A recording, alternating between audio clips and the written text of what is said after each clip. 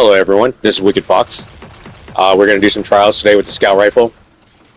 I traded it in for a faster Scout Rifle to see if it would do any good. Very nice, very nice. Now, in this situation, since I already got a person down, would have been better off if my teammates would have came to me, because we're already winning. Instead, they died out there and left me alone when we had the pick. So if you're in this situation, what I would recommend is just collapse where you guys are all together and, like rejoin wherever you're at on the map. That would definitely help you out. Otherwise, you're going to take the chance of losing a round because they're going to take you out one by one.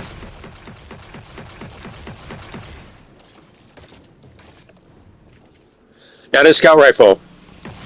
See, when you get in a revive in a situation, what I do is I switch my buttons to where the revive is my scope in. So that way, I'm not stuck just trying to get a revive and not have my fingers on the trigger. So that would be one of the things I would recommend, is change it so that way I can still shoot. So that's another tip I could say that would definitely help you out with just going to customs in your settings, change it to make any revives going to be like you're scoping in. That way you're scoped in, you can still shoot, and then still get the revive at the exact same time. Now, when you're doing trials, it's okay to go by yourself if you want to. If you're a better player, it's more likely someone's going to go by themselves. But if you're not a good player, you kind of want to stick with your team. In this situation, what I'm trying to do is I'm trying to get a kill so that we can get the leverage. Yeah, boy! Now that we got the kill, this is the point where you should have teammates looking for that body, and then you guys collapse as a team. So this time what I'm trying to do is I'm trying to move forward with them, because you're not going to come to me. I'm not playing with the team. It's just randoms. But these are kind of things that I want to teach you guys, that you realize you can hear inside the game when somebody goes down. And when they do, try to make it back to them, because most likely a lot of times people are trying to cover that body from somebody coming up and trying to revive them. And if you can be there as support, you can have more men. And then, you just surround the body. Just make sure that you can see the body so that they can't get that revive. See, in a situation like this, if I can get the res up, what was the point of even killing the guy? If you just ran off, after you've killed the body, I mean, I just got a res back up, and it was almost like that kill didn't matter. Didn't matter at all. So you gotta protect the body too. You can't just go running off on the other side of the map and expect that body to stay dead. Now, in this situation, I'm watching the heavy. If anybody comes around the corner to shoot at him, I was just protecting him. I didn't need to go get the heavy. I could if I wanted to. You can kind of get an idea if your teams, understand the game. And what I did is I just wanted to be in a situation where I would help them, get that heavy, instead of everyone just being in one spot and then everyone dying.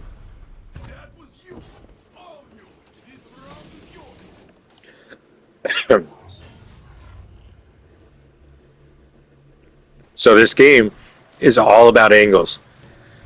It's going to be all about the weapons you use, all about the angles that you have, all about the abilities that you can use to get out of a sticky situation. You want to have a weapon that's going to be a one-shot kill. You're going to want to have, depending on the map, whether it's a short. Look at that. In midair. I mean, that's like a hip-fire shotty. That was beautiful. But if I didn't have like the one-shot shotty, I mean, he was going to definitely take my head off. So make sure you have something, a fusion rifle, shotgun, a slug shotgun, a sniper rifle, whatever you're good at, make sure you have one of them. And you want to have some, like, I have a shotgun for short range and I got a scout rifle for long range. I can hit both areas. I can hit the short, and be confident that I have a gun good enough, and I have a gun for mid to long range, and I'm not worried about any part of the map. But if you only had a weapon for close range, or if you only had a weapon for long range, it's going to inhibit what you can do in the map. Then you're going to have to focus more on what your teams are doing, and you're going to have to like really stick on them like glue, because like if you're using like a last word, right, for instance, which is a great weapon, but if you're using it with a shotgun too, I mean, how are you supposed to hit these long range? And if you go rushing in, then you're just going to get blasted with 2 people, 3 people shooting at him. Look at this guy hiding back here. But and then you got abilities too. So if you go running in, you're going to get hit with all different things. And you got to imagine there's 3 people that might have full abilities. You can get hit with ice grenades, void grenades, solar grenades. I mean, you're going to get hit with something. So if you come rushing in all the time, your chances of one of those 3 people having something is going to be pretty high. Now, in this situation, since I have a long range, I can protect at a longer range. And see how fast it shoots? It does great damage, and it shoots faster than a lot of the slower scouts that I was using. You have to choose, wow, that thing mapped. Very nice. I love that. I see I can kind of push in, to that mid-range right here. I was good at that close range with that shotty. I'm inching my way. I'm not making, rushing out in a straight line, because straight lines are going to get you killed. In a situation, see how I kind of went around the corner a little bit to kind of keep my body from getting hit. And just, you can see how much damage I was, that I took. Imagine if I went in a straight line, he would have decimated me. And I would have never even had that chance of that shotgun kill.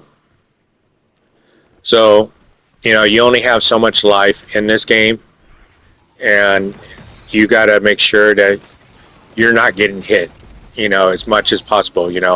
Like you go in there, you get the shotgun kill. Fortunately, I got smoked and I came out and there was a guy there. But the ideal was to get the kill and get my life back. And I didn't expect that guy to be there. That was very good on him. I was smoked, they couldn't see. But that's what you're trying to do. You're trying to be in areas where you guys are all collapsing in a area from, think of it like a pyramid. You got 3 different areas of shooting so that you're not overcrowded. You're hitting one point, another point, and a third point, and you're not pushing each other. See, this is the most important round as far as your objective is to get the heavy. But there is nobody on my team that's trying to get the heavy. This is very, very difficult because you're going to want to go against a grenade launcher, a rocket launcher, a machine gun.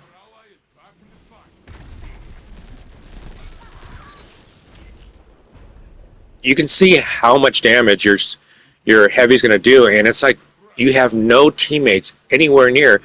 If you just follow the guidelines on like what I'm trying to explain to make it easier for you, it'll be so much easier for you guys to go flawless, because you won't make those little mistakes as letting somebody get a revive. You're not going to let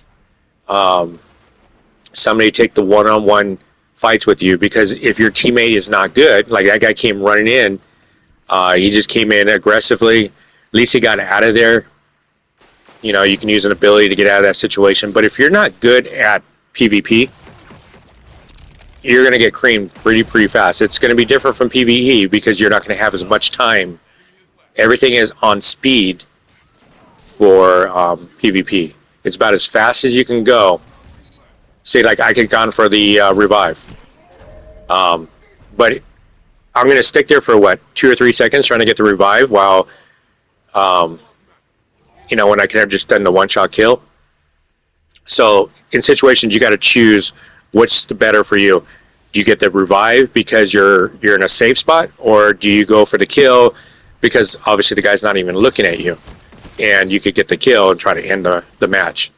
So you're going to have to make decisions what's best for your team. And then that's just going to be part of playing the game. But this is just some of the things I wanted to show you. How to mix and match, like with your weapons, have a long range and a short range and things like that. So I hope this helped you out. This is Wicked Fox. You guys have a good day. If you have anything to message me, just message me down there below.